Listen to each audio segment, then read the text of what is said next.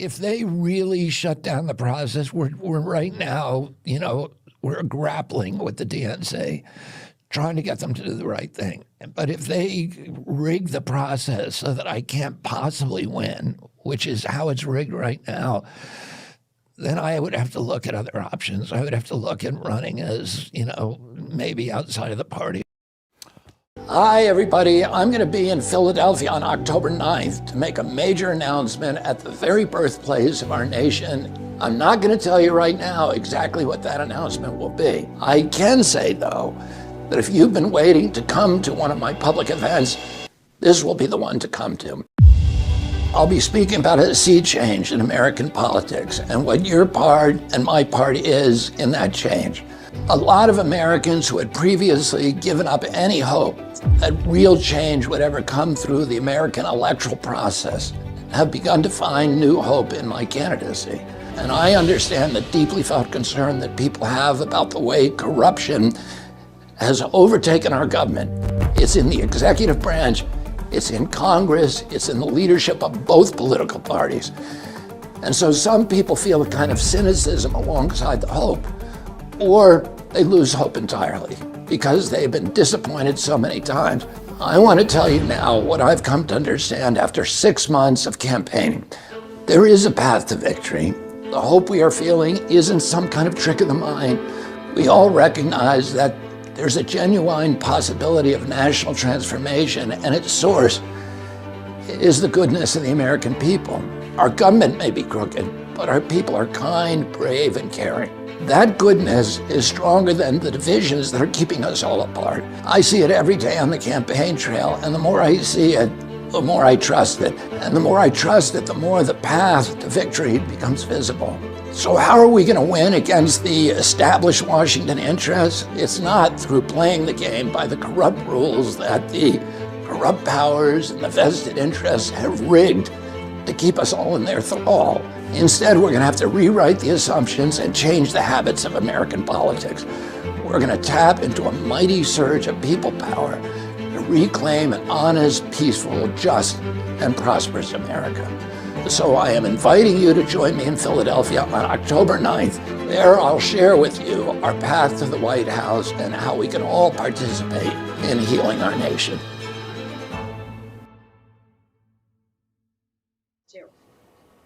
Governor, the NBC reporting the Biden team is feeling the heat from third-party candidates like Cornel West. I think also RFK Jr., although they're not allowed to talk about him, as we know, threatening to siphon off Biden voters. One staffer saying it's pretty effing concerning.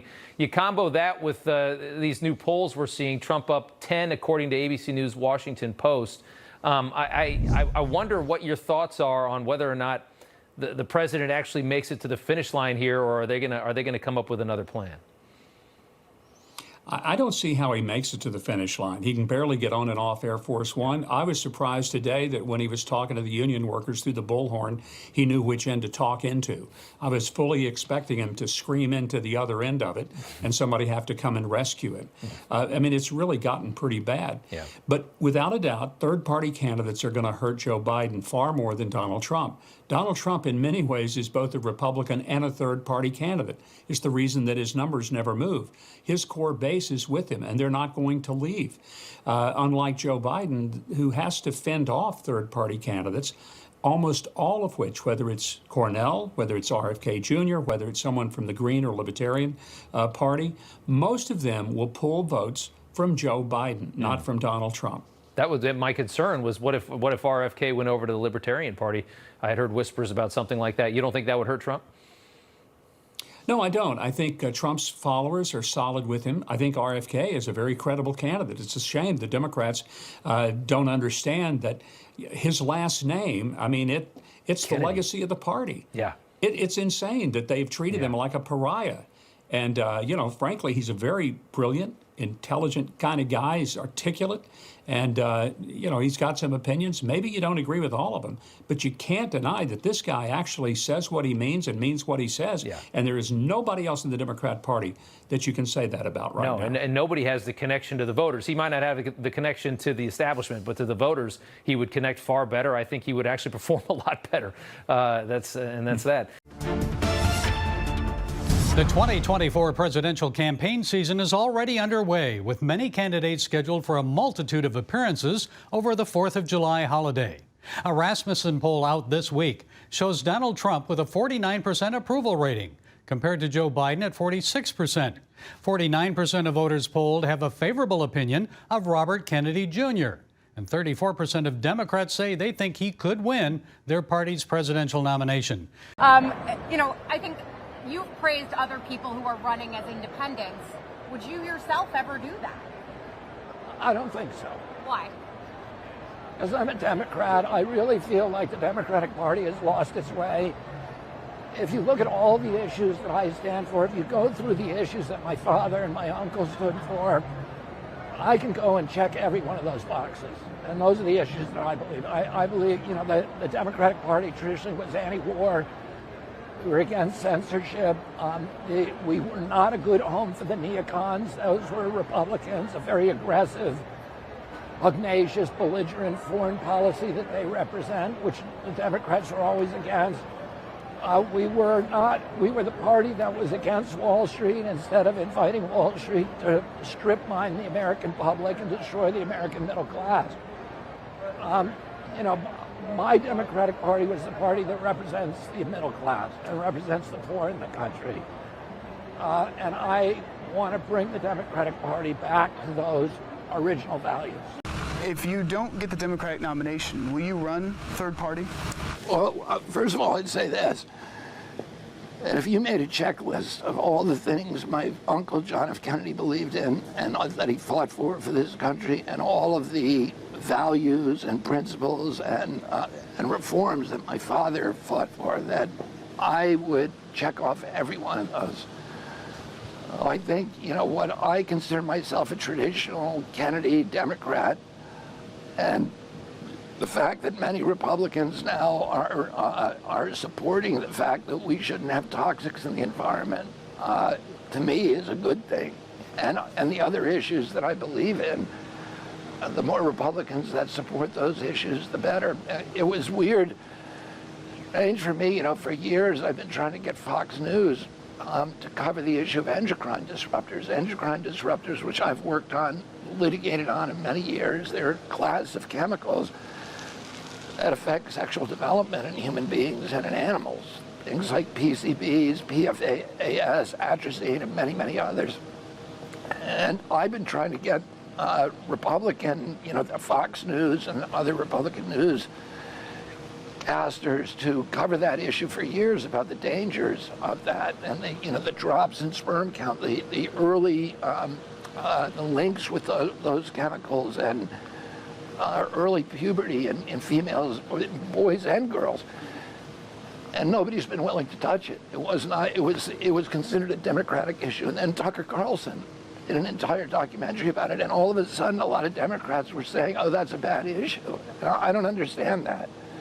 I think it's an issue that we've fought for, that I've fought for many years. And I'm really happy if Republicans and Democrats are both paying attention to those issues. So, would I run as a Republican? No.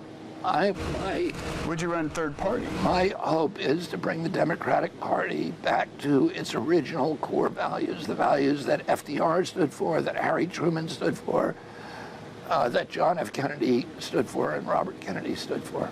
So run as an independent, is that on the table? I don't know. That is not on the table. Is there a scenario, given your passion for these issues, where you might ever consider running as an independent, Mr. Kennedy, given the support you're seeing? Only if the Democratic National Committee just makes it simply impossible for anybody to win the primary battle. That's the only way I would. I'm a Democrat. I'm a lifelong Democrat. I want to, my preference is to stay within the Democratic Party as long as it's actually democratic. For years, third-party candidates have tried to gain ground with voters, but the group you're talking about, No Label, says Next year may be different. It's taking steps now to establish itself in multiple states so it can potentially launch a presidential bid in 2024. Gallup surveys voters every month, asking them how they see themselves. The latest poll showed 45% labeled themselves as independents compared to 27% Republican and 25% Democrat. No Label says it hears from voters often who are fed up with the status quo. Now, the group, as you mentioned, it's not new. It's been around a few years, but it's taking its most serious steps yet to potentially launch a national campaign. It's gained ballot access in 10 states, most recently North Carolina. The group says it hopes to double that number. It wants to be set up in 20 states by the end of this year. And essentially what they're doing is laying the groundwork now to get an unnamed candidate on the ballot. But No Labels also tells us it's not guaranteed the group will launch a so-called unity ticket. We only know if we're going to nominate a ticket. We have to be patient. We are a political eternity away from next spring. Lots of things could happen. All right, and so, but to lay out that infrastructure and that groundwork and securing the ballot across this country takes a bit of time. The group has yet to say who it would nominate, but it argues voters would be disappointed with a Trump-Biden rematch. Other activist groups say they're worried, though, that No Labels means a guaranteed second Trump term. The left-leaning group Third Way says a No Labels ticket cannot win the presidency and will be a spoiler that reelects Trump. Now, No Labels insists it would abandon any bid if it thought it was boosting the former president in his campaign. And the group says, Shannon, it's likely to decide its next steps after Super Tuesday, which is in early March. So they still have some time here, but it is fascinating. They are laying the groundwork. I want to get a sense of if the decision holds for the current, sort of primary structure with the DNC. What is the route to victory for you against President Biden? If the DNC is going to rig it so that it is simply impossible for anybody to challenge President Biden, then, I need to look at other alternatives, because I can't go back to the people who support me and to my donors and say, I'm in this to make a point. I need to show them a road to victory. What kind of alternatives would you be exploring, Mr. Kennedy? Well, I don't know exactly, because I want to see what the DNC does. I want to see if they make it if they make it a fair contest. And I'm not asking that it be 100% fair, but I'm asking that there at least be, a chance that it be plausible for somebody else to win other than their, chosen anointed candidate.